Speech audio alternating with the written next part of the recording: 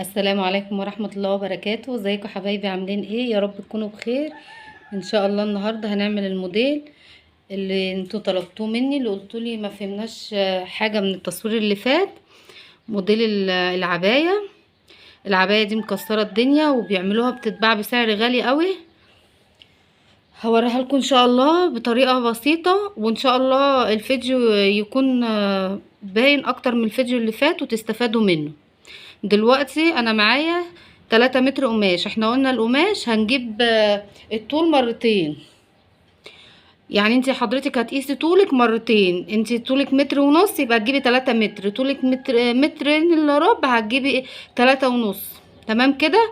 دلوقتي انا تانية من فوق، تانية من فوق. تمام. هتني تانية تاني وهوريكي.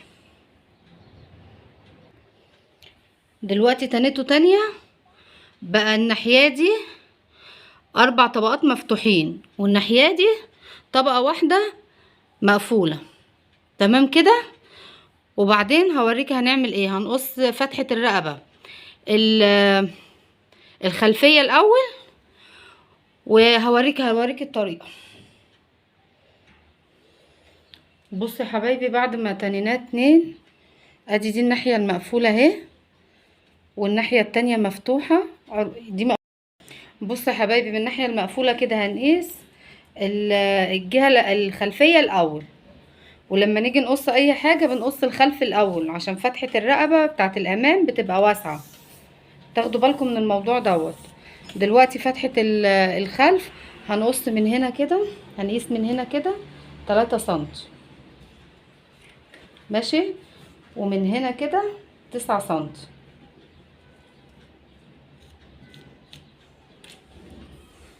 وهنرجع نوصلهم ببعض. طبعا كده كده ده هيتقص. انا بعمله بقلم بس عشان يكون واضح ليكم اهو كده. ده الايه؟ ده الخلف. الامام بقى هنقيس من هنا 9 سنتي، ومن هنا 9 سنتي بتوعنا زي ما هما، ونرجع ندورهم كده ايه بالراحة اهم كده، باينين كده. وبعدين هنقيس معانا عرض الكتف. انتوا خلوه 12، ماشي. يعني اعملوا المقاسات دي كده زي ما انا عاملاها، وتلبس ان شاء الله. الموديل ده يلبس لحد اكتر من 100 كيلو. تمام كده. وبعدين هننزل من هنا برضو 3 سنتي،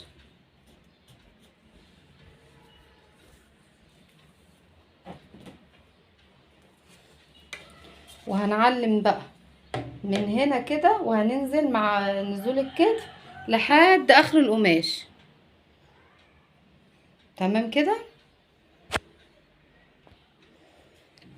من عند فتحة الرقبة لحد اخر القماش علمنا خط اهو زي ما انتوا شايفين.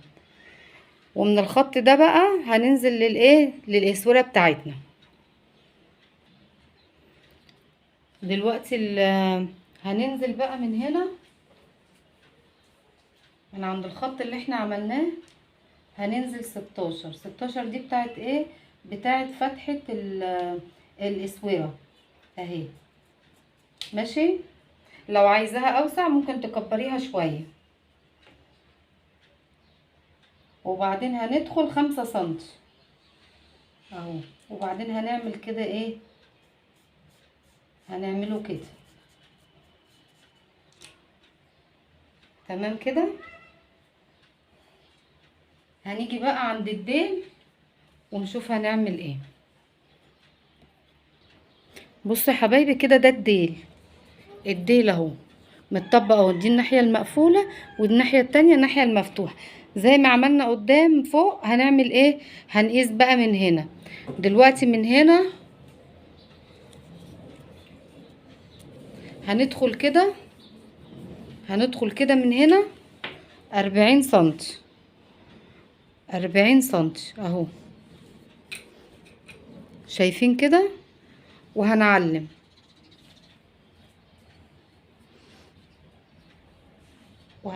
كده. ومن ال40 سنتي دول هنطلع برضو 40 سنتي.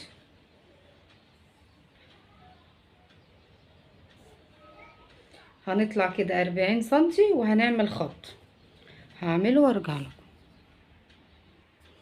اهو يا حبايبي دخلنا من هنا 40 سنتي وطلعنا من هنا 40 سنتي. دول فتحة الرجل، الفتحة اللي هتبقى العباية، وسع العباية ده هيبقى وسع العباية. عايزة توسعيه اكتر براحتك، بس هو الوسع ده كده كويس.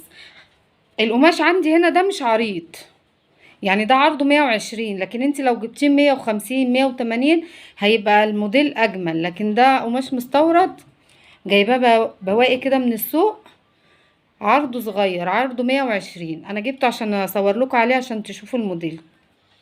تمام كده. يبقى هنا دخلنا من الناحية المقفولة 40 وطلعنا 40. ال40 دي اللي هي ايه؟ اللي هي يعني تقريبا لحد تحت الركب كده. تمام كده، فاهمين؟ هوريكم بقى، نكمل وهوريكم. بص، انا كل اللي عملته نزلت القماش تحت شويه عشان الترابيزه صغيره، عشان يبان الايه الاصل. دلوقتي اهو الخط اللي انا عملته اهو، الخط اللي انا عملته بتاع ال40 اهو ماشي. هنزله كده لتحت شويه بس عشان الترابيزه صغيره، وبعدين هوريكم. بصوا يا حبايبي، اهي الحته اللي احنا طلعنا منها 40 سنتي. هنمشي بقى كده بدوران دوران دوران دوران دوران لحد، بصوا هنفضل ماشيين بدوران بايدينا كده من غير حاجه لحد ما نوصل للعلامه بتاعه الاسوره اللي احنا دخلنا ايه 5 سنتي، لحد النقطه بتاعه ال5 سنتي. كل ده ايه؟ كل ده عاملينه بدوران. الدوران ده بقى بعد كده بعد ما بنقصه وبنقفل بيدي هو بقى ده المنظر الموديل. يبقى ايه؟ يبقى من اول ال40 سنتي اللي احنا، مش احنا دخلنا من هنا كده 40 وطلعنا 40، اهي اخر ال40 اهي، وكل ده دوران دوران دوران لحد ال5 سنتي بتوع الاسوره. ماشي يا حبايبي، نقص بقى الموديل بتاعنا اهو كده. انا قصيت الاول، قصيت ايه زي ما انتوا شايفين، قصيت الرقبه الخلفيه. هقص الرقبه الاماميه بعد ما ايه، بعد ما اشيل ده. بس انا هكمل القص الاول وبعدين ارجع للرقبه الاماميه. ماشي كده من ناحيه الاسوره.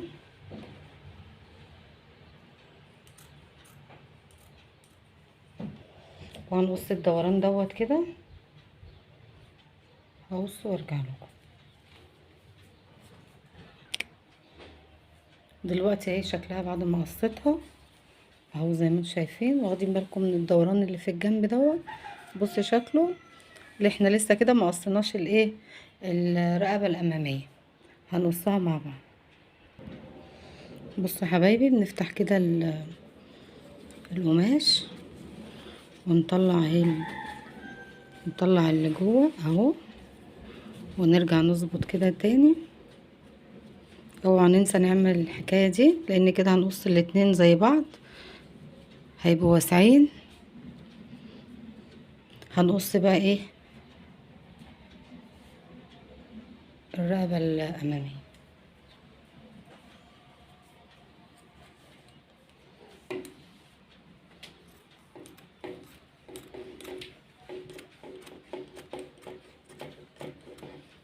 اهي كده بقى معانا الوش والظهر.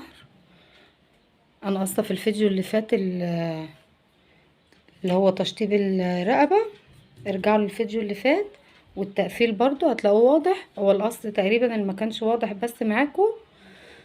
وان شاء الله نعمل فيديوهات زي كده سهله وبسيطه. العبايه دي بتتباع بره غاليه قوي، بتنفع للمناسبات حسب القماش. الموديل نفسه بيتباع غالي قوي، ينفع مناسبات وينفع خروج وينفع لحاجات كتير او مصايف، حسب القماشه اللي انت بتجيبيها، وطبعا حسب سعرها واللي انت عايزاه. لكن القصه سهله جدا وتنفع كمان مشروع اللي حابين يعملوا مشروع خياطه. آه ربنا يكرم الجميع ان شاء الله. اتمنى لكم التوفيق، والسلام عليكم.